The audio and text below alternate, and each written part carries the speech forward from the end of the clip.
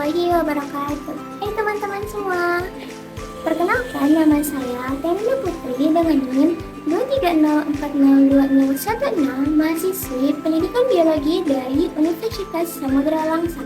Hai teman-teman, pada video kali ini saya akan mengajak teman-teman semua untuk belajar bersama mengenai salah satu siklus yang sangat penting yang menjaga keseimbangan ekosistem di bumi kita, yaitu siklus nitrogen biogeokimia.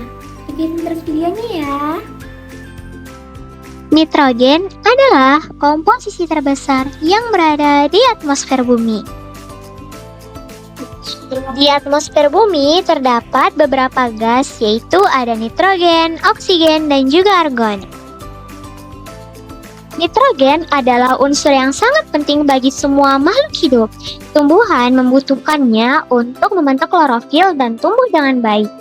Hewan dan manusia mendapatkan nitrogen dari makanan berprotein untuk membangun sel, jaringan, dan fungsi tubuh.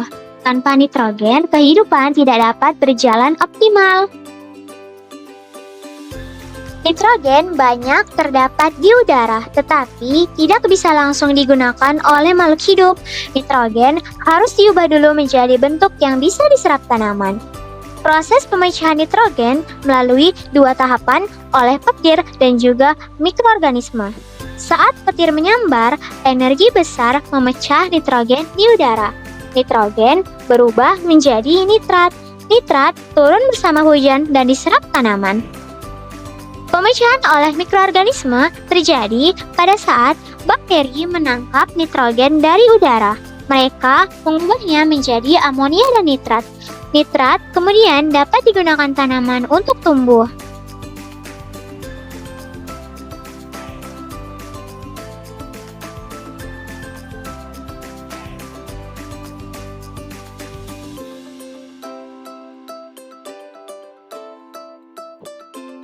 Semua makhluk hidup di bumi, baik tumbuhan, hewan, maupun manusia membutuhkan nitrogen.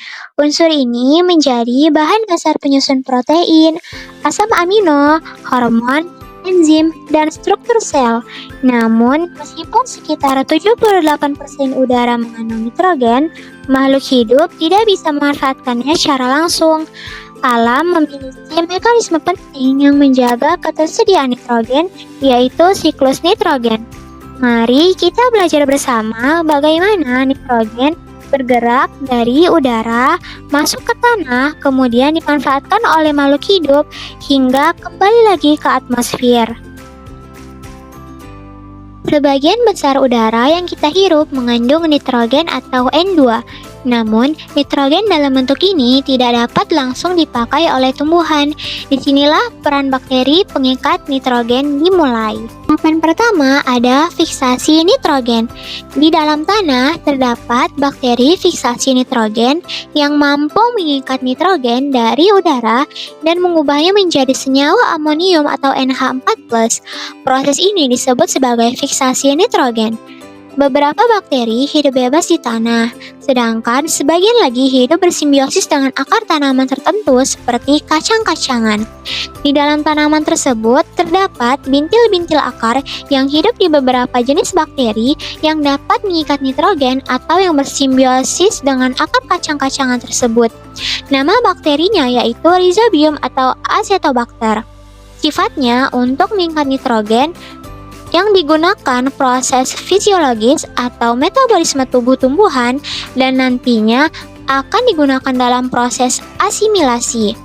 Hasil dari proses ini menjadi awal ketersediaan nitrogen bagi makhluk hidup lainnya. Tahapan kedua ada amonifikasi. Nitrogen tidak hanya berasal dari udara, tetapi juga dari sisa organisme mati maupun kotoran hewan. Ketika tumbuhan atau hewan mati, jasad mereka akan diuraikan oleh dekomposer seperti bakteri dan jamur. Proses penguraian ini disebut amonifikasi, yaitu perubahan senyawa organik menjadi amonium di dalam tanah. Dengan begitu, nitrogen dapat kembali masuk ke siklus dan dapat dimanfaatkan oleh organisme lain. Tahapan ketiga ada nitrifikasi. Amonium yang berada di tanah belum sepenuhnya bisa dipakai oleh tumbuhan. Karena itu terjadi tahap berikutnya yang disebut sebagai nitrifikasi. Tahap ini dilakukan oleh bakteri khusus. Pertama, bakteri nitrifikasi pertama mengubah amonium menjadi nitrit. Kemudian, bakteri nitrifikasi kedua mengubah nitrit menjadi nitrat. Nitrat inilah sebagai bentuk nitrogen yang paling banyak diserap oleh akar tumbuhan untuk pertumbuhan. Ketika akar menyerap nitrat dari tanah, nitrogen digunakan tumbuhan untuk membentuk klorofil, protein, asam amino, dan sel-sel baru. Dengan adanya nitrogen, tumbuhan dapat tumbuh kuat dan juga sehat.